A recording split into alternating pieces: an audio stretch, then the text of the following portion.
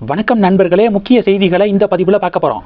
பாஜகவுக்கு ஒதுக்கப்பட்ட தொகுதிகளுடைய எண்ணிக்கை மற்றும் எந்தெந்த தொகுதிகள் அப்படிங்கிற பட்டியல், இது ரெண்டுலேயுமே அண்ணாமலை அப்செட்டாக இருக்காரு அப்படிங்கிறது எல்லாத்துக்கும் தெரியும்ல.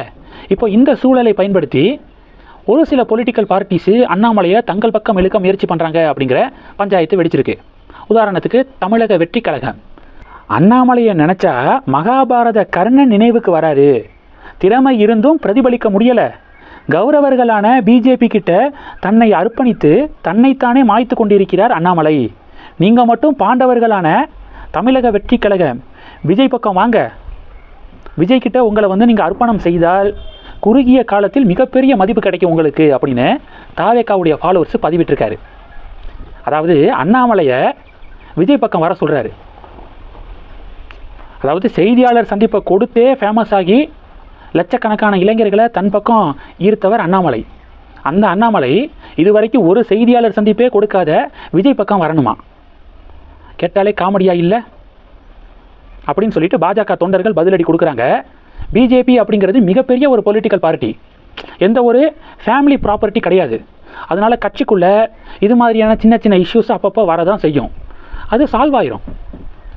பிரதமர் மோடி அவர்கள் இன்றைக்கி பிரைம் மினிஸ்டராக இருக்கார்.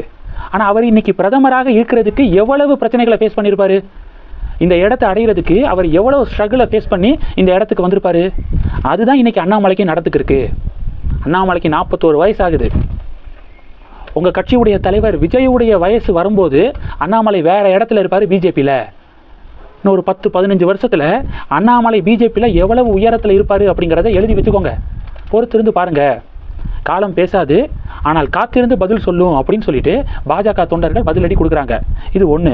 அடுத்தது, நாம் தமிழர் கட்சியுடைய தலைமை ஒருங்கிணைப்பாளர் சீமான் என்ன தெரியுமா சொல்லியிருக்காரு? திமுகவும் அதிமுகவும் ஒரு மறைமுக புரிந்துணர்வு ஒப்பந்தம் போட்டிருக்காங்க. பாஜகவை ஒழிக்கிறது தான் அவங்களுடைய புரிந்துணர்வு ஒப்பந்தம். திமுக அமைச்சர்கள் இருக்கக்கூடிய தொகுதிகளாக பார்த்து தாமரைக்கு சீட்டு கொடுத்துருக்காங்க அதிமுக. திமுக அமைச்சர்கள் இருக்கக்கூடிய தொகுதிகளில் தாமரை நின்றுச்சுன்னா தாமரைக்கே ஒரு டஃப்பான தொகுதியாக இருக்கும். தேர்தலில் தோல்வி அடைவாங்க. அப்படியே பாஜகவை ஒழிச்சிடலாம்ல.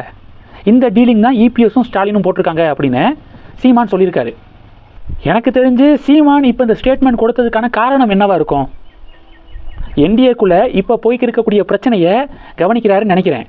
அண்ணாமலை ஆதரவாளர்கள்லாம் பயங்கர அப்செட்டில் இருக்காங்க. ஏன்னா தொகுதி பங்கீடில் மிகப்பெரிய அளவில் பாஜக ஏமாற்றப்பட்டிருக்காங்க இபிஎஸ்னால். அதில் பயங்கர அப்செட்டில் இருக்காங்களே. இப்போ இது மாதிரியான ஸ்டேட்மெண்ட்டை கொடுத்து பாஜகவினர்களுடைய அண்ணாமலை சப்போர்ட்டர்ஸுடைய வாக்குகளில் ஒரு குறிப்பிட்ட பர்சன்டேஜை நம்ம வாங்கிடலாம், நம்ம பக்கம் அவங்கள திரும்ப வைக்கிறதுக்கு ஏதாவது முயற்சியாக கூட இருக்கும். இது இப்படி ஏதாவது பேசினா அவங்க நம்ம பக்கத்து கூட வரலாம் அப்படின்னு இந்த ஒரு கால்குலேஷனில் சீமான் பேசின மாதிரி தெரியுது. சீமானுடைய இந்த ஸ்டேட்மெண்ட்டை பற்றி உங்களுடைய பார்வைகளை கமெண்ட் பண்ணுங்கள். சீமான் சொன்னது உண்மைதான்.